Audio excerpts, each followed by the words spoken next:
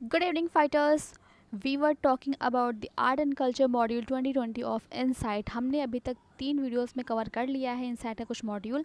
हम आगे बात करते हैं अवार्ड्स एंड इंस्टीट्यूशंस की। वेरियस अवार्ड के बारे में बात करें, सबसे पहला अवार्ड हमारे पास है भारत रत्न, जो कि हाईएस्ट सेवन अवार्ड है। इसे इंट्रोड्यूस किया था 1954 में, लेकिन ओरिजिनली इस ये कुछ ही फील्ड में है जो ये अवार्ड दिया था, जैसे कि लिटरेचर, साइंस, पब्लिक सर्विसेज। लेकिन गवर्नमेंट ने इसको एक्सपेंड कर दिया, इसका क्राइटेरिया एक्सपेंड कर दिया और कहा कि किसी भी फील्ड में जो अच्छा काम करता है उसको हम ये अवार्ड दे सकते हैं। लेकिन ये 2011 में ये प्रोविज़न किया गया था। और दूसरी इंपॉर्टेंट बात ये कि ये अवार्ड केवल इंडियंस को दिया जाए, ऐसा कोई भी प्रोविज़न जो है मेंशन नहीं किया गया है।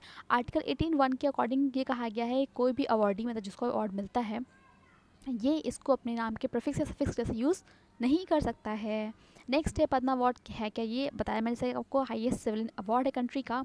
और ये 3 कैटेगरीज में दिया जाता है, पद्मा विभूषण, पद्मा भूषण और पद्माश्री। पद्मा विभूषण की बात करें तो ये 2nd डिग्री ऑनर है, भूषण की बात करें तो 3rd डिग्री ऑनर है, और पद्मश्री की बात करें तो ये 4th डिग्री ऑफ ऑनर है। इसको रिपब्लिक डे के ओकेशन पे हर साल अनाउंस किया जाता है और यूजुअली पॉस्टमसली इसको नहीं दिया जाता है, मतलब आफ्टर डेथ इसे नहीं दिया जाता है। जनानी पथ अवार्ड के बारे में बात करते हैं तो 54 जनानी पथ अवार्ड जो है वो अमिताभ घोष को मिला है, और ये पहले इंग्लिश लैंग्वेज के राइटर हैं जिनको ये अवार्ड दिया गया है। 2019 के लिए जो कि 55th अवार्ड होगा, इसके लिए इन्हें एक मलयालम पोएट हैं अक्की थाम, उनको जो है चूज़ कर लिया गया है। ये अवार्ड 1961 में इंस्टीट्यूट किया गया था। और एलिजिबिलिटी क्या है भाई इसके लिए? इसकी एलिजिबिलिटी ये है कि हमारे मतलब हमारे इंडिया में जो भी ऑफिशियल लैंग्वेज हैं उनमें वर्क होना चाहिए आपका, बस। और स्टार्टिंग में इंग्लिश वे लैंग्वेज जो है इसमें इंक्लूड नहीं थी, लेकिन 49 ज्ञानपीठ अवार्ड में इंग्लिश को भी इंक्लूड कर लिया गया। साहित्य अकेडमी अवार्ड के बारे में बात करते हैं तो इसको जो है जब कोई भी इंडियन राइटर, याद रखिएगा इंडियन राइटर कोई आउटस्टैंडिंग वर्क करता है किसी लिटरली मेड में, जो कि इंडियन लैंग्वेज में मेंशन, मतलब 24 लैंग्वेज और इंक्लूडिंग 22 लिस्टेड, जो हमारा 8 शेड्यूल में लिस्टेड उनको मिला के, ये 1954 में जो है इस्टेब्लिश किया गया था। तो इसके बारे में इतना ही था। क्या क्या क्या मिलता है वो हमें जानना ज़रूरी होता है, कितने रुपए मिलते हैं, क्या अवार्ड मिलता है, इसे जानना हमारे लिए ज़रूरी नहीं है। महर्षि बद्रयाथ व्यास सम्मान के बारे में बात कर लेते हैं। तो भाई देखो, ये होता क्या है, कोई भी बंदा, मतलब कोई भी पर्सन किसी फील्ड, जैसे कि संस्कृत, पर्शियन, अरेबिक, पाली, प्राकृतिक, क्लासिकल ओरिया, क्लासिकल कन्नड़ा, क्लासिकल तेलुगु या फिर क्लासिकल मलयालम में, इन सभी फील्ड में कोई सब्सटैंशियल कंट्रीब्यूशन करता है तो भाई उसको रिकॉग्नाइज़ करने के लिए ये अवार्ड दिया जाता है। ये इंट्रोड्यूस किया गया था 2002 में, और ये एज ग्रुप भी डिफाइन करता है। आप इसमें एज जो है वो 30 से 45, मतलब 15 साल तक का ही गैप होता है, मतलब 15 साल तक का एक टाइम बाउंडेशन है इसमें। 30 से लेकर 45 तक की आपकी एज होनी चाहिए, तभी आप इसके लिए एलिजिबल हो। महर्षि बद्रयाथ के बारे में बात करें तो ये एक इंडियन फिलोसोफर थे, और साथ ही साथ कहा जाता है कि इनका एक बहुत ही बेसिक सा टेस्ट है वेदांत सिस्टम, जिसे हम वेदांत शास्त्र या फिर ब्रह्म शास्त्र भी कहते हैं। इसीलिए ऐसा कंसिडर किया जाता है कि ये जो हैं ये फाउंडर थे किसके, वेदांता सिस्टम ऑफ फिलोसफी के। और जो टेक्स्ट है ये समराइज़ करता है फिलोसफिकल और स्पिरिचुअल आइडियाज़ ऑफ उपनिषद्स, और ये one of the foundational text है Vedanta school of Hindu philosophy का।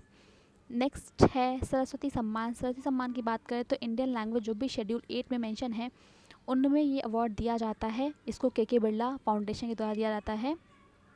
और साथ ही साथ ये अवार्ड हिंदी और बिहारी पुरस्कार भी दिया जाता है, जिसमें कि हिंदी और राजस्थानी राइटर्स को भी सम्मान दिया जा सके। नेक्स्ट है शांति स्वरूप भटनागर प्राइज़। इस प्राइज़ के बारे में बात करें तो ये उनको ही दिया था जो कि साइंस और टेक्नोलॉजी में बहुत ही आउटस्टैंडिंग कंट्रीब्यूशन करते हैं। ये जो कि हमारे CSIR, मतलब council of science and industrial research के जो डायरेक्टर और फाउंडर डायरेक्टर थे उनके नाम पे ये पुरस्कार का नाम रखा गया है, Shanti Swarup Bhatnagar prize for science and technology.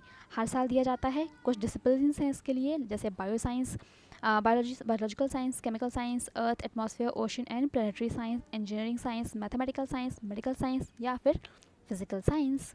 Next eligibility की बात करते हैं तो इसके लिए एज जो है वो 45 तक की होनी चाहिए।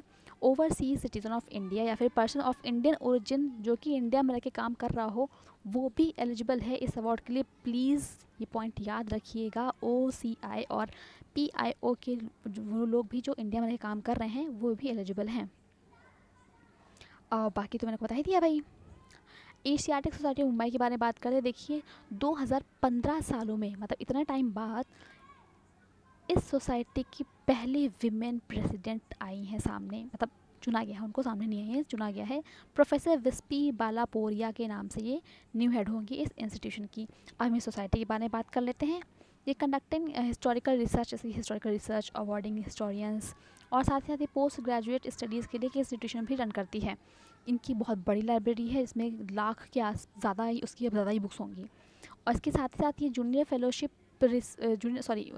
फेलोशिप फॉर रिसर्च एंड के लिए भी मतलब स्कॉलरशिप वगैरह देती हैं। भाई बहुत अच्छी सोसाइटी है वैसे ये। और ये गवर्नर ऑफ महाराष्ट्र जो है वो इसकी चीफ सोसाइटी के चीफ पैट्रन हैं। इसकी एवोल्यूशन क्या है, 1804 में इस लाइब्रेरी को सोसाइटी ऑफ बॉम्बे का जर्नी है वो स्टार्ट होती है। फाउंड की गई थी सर जेम्स मैकिन्टॉश के द्वारा। इसके बाद ये Mumbai arm of London based Royal Asiatic Society of Great Britain and Ireland. इसके बाद में इसको कहा गया Bombay branch of Royal Asiatic Society. और फाइनली 1954 में उभर के सामने आई Asiatic Society of Bombay. Next है संगीत नाटक अकेडमी। संगीत नाटक अकेडमी की बात करें हम तो ये पहली नेशनल अकेडमी है जो कि सेटअप की गई थी आर्ट्स को लेकर, और इसे क्रिएट किया गया था एक रिजर्वेशन के द्वारा 1952 में। ये एक अपेक्स बॉडी की जैसे काम करती है और जितने भी मतलब आर्ट्स से रिलेटेड जितनी भी एडवाइस वगैरह होती हैं ये देती है गवर्नमेंट्स को हमारी। ये जो अकेडमी है हाईएस्ट नेशनल रिकॉग्निशन कॉन्फर करती है किसी भी एमिनेंट आर्टिस्ट के। और ये इसमें एक है रत्ना सदस्य भी इसमें दिया जाता है। आप पूरा पढ़ेंगे तो आपको समझ में आ जाएगा रत्ना सदस्य है क्या। उस्ताद बिस्मिल्लाह खान युवा पुरस्कार भी दिया जाता है, लेकिन ये सिर्फ उनको ही दिया जाता है जिनकी उम्र 40 साल से कम की होती है। चलिए हमारा इतना तो कंप्लीट हो गया, हम अभी इसको भी कवर करेंगे लेकिन नेक्स्ट वाले वीडियो में। थैंक यू सो मच, और प्लीज़ मुझे मेरी गलतियाँ बताते रहिए, मुझे अच्छा लगेगा और ख़ुद को इम्प्रूव करने में मुझे बहुत ही ज़्यादा अच्छा लगेगा। Thank you so much, thank you.